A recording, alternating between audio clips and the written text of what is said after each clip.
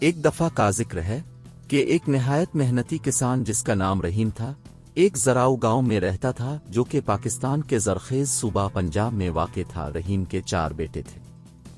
ان کے نام تھے اکبر، اصغر، ناصر اور بابر، جو کہ چاروں نون غنہ میں سب سے چھوٹا تھا۔ یہ چاروں بھائی دوسرے سب ان بچوں سے بہت مختلف تھے جو کہ قریبی دیہی علاقوں میں رہی تھے، کیونکہ یہ چاروں اپنا زیادہ تر وقت کھیلنے اور شرارتیں کرنے میں گزارتے تھے۔ جب ہمسائے میں رہنے والے لوگ ان بھائیوں کی شرارتوں سے تنگ آ جاتے تو وہ رحیم سے ان کی شکایت کرتے، تب وہ سب شرارتی بھائی بھولے بھالے بن جاتے اور وعدے پر قائم رہنے کا ارادہ کیے بغیر ہمسایوں سے معافی بھی مانگ لیتے۔ گاؤں میں ایک پرائمری اسکول تھا۔ رحیم نے اپنے چاروں بیٹوں کو وہاں اس امید میں داخل کرا دیا کہ ان کے اندر کوئی نظم و ضبط قائم ہوگا، مگر یہ سب بھائی روزانہ اسکول بہت دیر سے جاتے اور استاد خواہ کتنی دفعہ ڈانٹ ڈپٹ کرتے مگر وہ اپنے طور طریقے نہ بدلتے۔ رحیم بہت ہی رحم دل انسان تھا اور اس نے کبھی اپنے بیٹوں کے ساتھ سخت کلامی نہیں کی، بلکہ وہ ان کے پاس بیٹھ جاتا اور ان کو دلائل دے کر سمجھانے کی کوشش کرتا۔ پیارے بیٹو، رحم دل والد نے ایک دن بہت پیار سے کہا، تم لوگ ابھی بہت کم سن ہو اور اپنا تمام وقت کھیل کود میں گزارتے ہو، لیکن اگر تم نے اس عمر میں محنت کرنا نہ سیکھا تو جب تم لوگ بڑے ہو جاؤ گے تو کچھ بھی کرنے کے قابل نہیں ہوگے۔ سب بیٹے یک زبان ہو کر بڑے جوش سے کہتے، ابا جان اب بالکل فکر نہ کریں، ہم بہت جلد سب کچھ سیکھ لیں گے، ہم وعدہ کرتے ہیں۔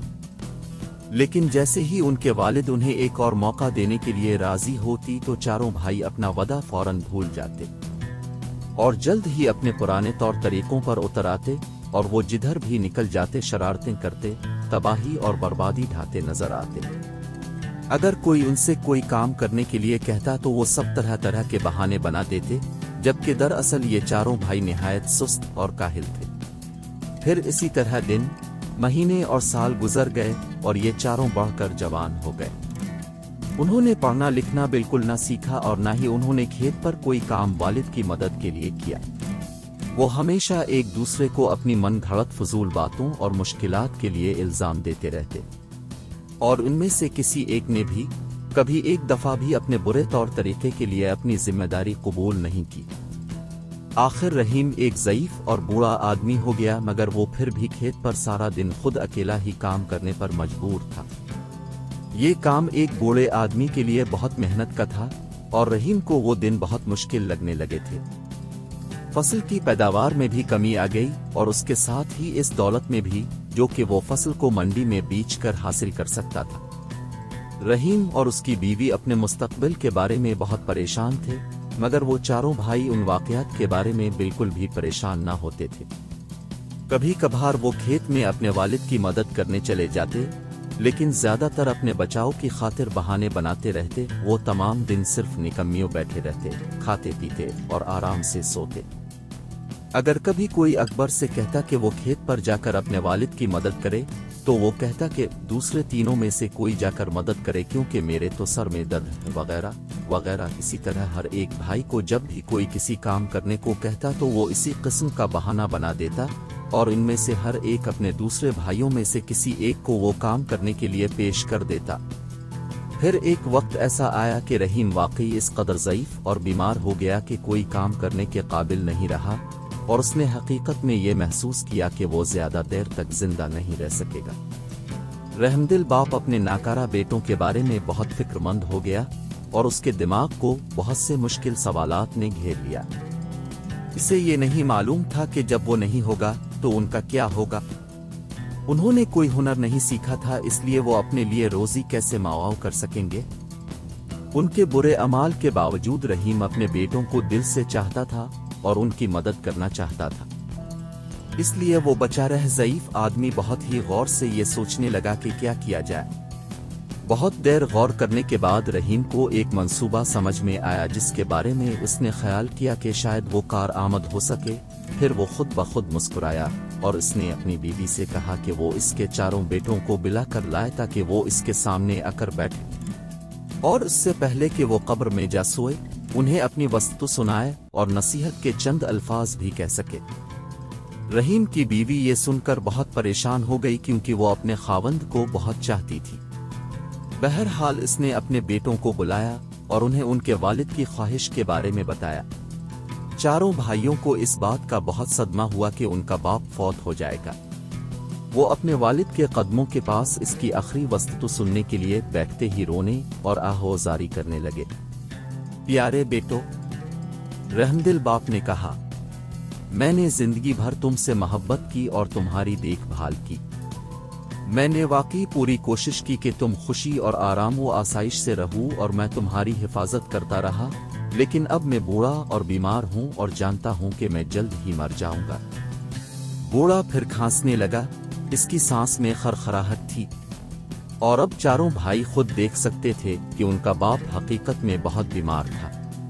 لیکن میں نے ایک بہت بڑا خزانہ تم لوگوں کے لیے بچا رکھا ہے، رحیم نے گفتگو جاری رکھتے ہوئے کہا، تاکہ تمہاری زندگی میرے جانے کے بہت عرصے بعد تک بھی آرام سے گزرتی رہے۔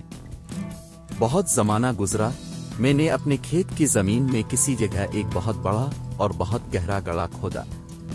پھر میں نے اس گڑھے میں اس خزانے کو اس وقت کے لیے کہ جب تمہیں اس کی ضرورت پڑے حفاظت کے ساتھ دفن کر دیا، لیکن اب مجھے بالکل یاد نہیں رہا کہ وہ کس جگہ پر ہے۔ چاروں بھائی ایک دوسرے کی طرف تعجب سے دیکھنے لگے، لیکن وہ اپنے باپ کے خزانے کے تصور سے کافی خوش بھی نظر آ رہے تھے۔ میرے مرنے کے بعد تمہیں اس کا سراغ لگانا ہوگا اور اسے کھود کر نکالنا ہوگا، رحیم نے بات جاری رکھی۔ پھر تم اپنے چچا سے، جو کہ اس وقت خاندان میں سب سے بڑے ہوں گے، درخواست کرنا کہ وہ اس خزانے کو تم چاروں کے درمیان برابر حصوں میں تقسیم کر دیں۔ اس کے لیے آپس میں جھگڑے مت کرنا، اپنے چچا کے فیصلے کی تعظیم کرنا۔ یاد رکھو کہ اپنے بڑوں کی عزت کرنا ہماری تہذیب کا ایک اہم حصہ ہے۔ تمہیں ان کی عزت کرنے کو اپنا فرض سمجھنا چاہیے۔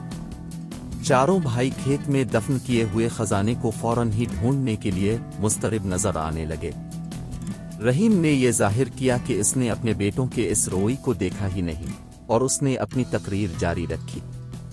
ایک اور نصیحت جو کہ میں تمہیں چاہتا ہوں وہ یہ ہے کہ تم لوگ ایک دوسرے کے ساتھ کبھی مت لڑنا۔ تمہارے دشمن تمہیں منصوبہ بندی اور ساز باز کرنے کے لیے اکسائیں گے، لیکن کچھ بھی ہو جائے تم چاروں ہمیشہ متحد رہنا۔ مل جل کر تم سب بہت طاقتور رہو گے اور کوئی بھی تمہیں نقصان نہیں پہنچا سکے گا۔ اور کسی کو بھی اس خزانے کے بارے میں اس وقت تک مت بتانا جب تک تمہیں وہ مل نہ جائے۔ جب رحیم نے اپنی تقریر ختم کی تو اس نے آنکھیں بند کر لیں، پھر وہ جلد ہی فوت ہو گیا۔ اپنے والد کے جنازے اور تدفین کے بعد ان بھائیوں نے اپنے کھیت کے دوسرے سرے سے کھودنے کا فیصلہ کیا۔ انہوں نے اب تک اپنی زندگی بہت سستی، کاہلی، آرام اور آسائش میں گزاری تھی، اس لیے کھیت کے تھوڑے سے حصوں کو کھودنا بھی ان کو بہت مشکل لگا۔ سست اور کاہل سب بھائی جلد ہی ہار کر گھر پر آرام کرنے کے لیے چل دیے۔ اگلے دن پھر ایسا ہی کیا، پھر اس سے اگلے دن اور اس سے بھی اگلے دن ایسے ہی کرتے رہے، یہاں تک کہ آہستہ آہستہ مگر یقیناً کھیت کا زیادہ تر حصہ بھائیوں نے کھود ہی لیا۔ ان کو اسی طرح کام کرتے مہینہ بھر اور گزر گیا، مگر انہیں دفن کیا ہوا خزانہ نہیں ملا۔ وہ کسی اور سے اس کا ذکر بھی نہیں کرنا چاہتے تھے اور نہ ہی کسی کی مدد لینا چاہتے تھے، کیونکہ وہ اس خزانے میں کسی اور کو حصہ دار نہیں بنانا چاہتے تھے۔ وہ سب کھدائی کرتے کرتے بہت تھک گئے تھے، مگر ان میں سے کوئی بھی اس خزانے کو چھوڑنا نہیں چاہتا تھا۔ آخر کار بھائیوں نے غور کیا کہ انہوں نے پورا کھیت کھود ڈالا لیکن خزانے کا کوئی سراغ نہیں ملا۔ تب انہوں نے خیال کیا کہ ان کے باپ نے خزانہ بہت ہی گہرا دفن کیا ہوگا، اس لیے انہوں نے اور بھی زیادہ گہرا کھودنے کا فیصلہ کر لیا۔ ایک اور مہینہ گزر گیا مگر دفن کیے ہوئے خزانے کا کوئی نشان بھی نہیں تھا۔ سارا کھیت اب پوری طرح نیچے سے اوپر ہو چکا تھا اور ہمسائے بھی ان بھائیوں کی محنت پر رشک کرنے لگے تھے۔ آخر کار چاروں بھائیوں نے دفن کیے ہوئے خزانے کو کبھی بھی پا لینے کے خیال کو ترک کر دیا، مگر یہ دیکھ کر کہ انہوں نے کھیت کو اتنی اچھی طرح تیار کر لیا تھا، اس لیے انہوں نے وہاں پر اس موسم میں گیہوں کی کاشت کرنے کا فیصلہ کر لیا۔ جب فصل کاٹنے کا زمانہ آیا تو اس کھیت میں بہت اعلیٰ درجے کا اور بہت مقدار میں گندم پیدا ہوا، جس کو وہ سب بھائی منڈی میں لے گئے اور اسے ہزاروں روپوں میں فروخت کر دیا۔ اپنے والد کی نصیحت پر چلتے ہوئے سب بھائی اپنی کمائی ہوئی دولت کو اپنے چچا کے پاس لے گئے اور ان سے اس رقم کو چاروں میں برابر تقسیم کرنے کی درخواست کی۔ ان کے چچا چاروں بھائیوں پر فخر کرنے لگے اور بولے، شاباش میرے بھتیجو، تم نے آخر کار یہ ثابت کر دیا کہ تم میرے محنتی بھائی رحیم کے محنتی بیٹے ہو۔ یہ کھیت جو میرا بھائی تمہارے لیے چھوڑ گیا ہے وہ خود ہی ایک خزانہ ہے، اور اگر تم اسی طرح محنت کرتے رہو گے تو تم اس کا ہمیشہ انعام پاتے رہو گے۔ اگلے سال چاروں بھائیوں نے محنت کر کے پھر گندم کی کاشت کی۔ اس دفعہ پیداوار پہلے سے بھی بڑھ کر ہوئی، اور جب انہوں نے یہ گندم منڈی میں فروخت کی تو انہوں نے پہلے سے بہت زیادہ رقم بنائی۔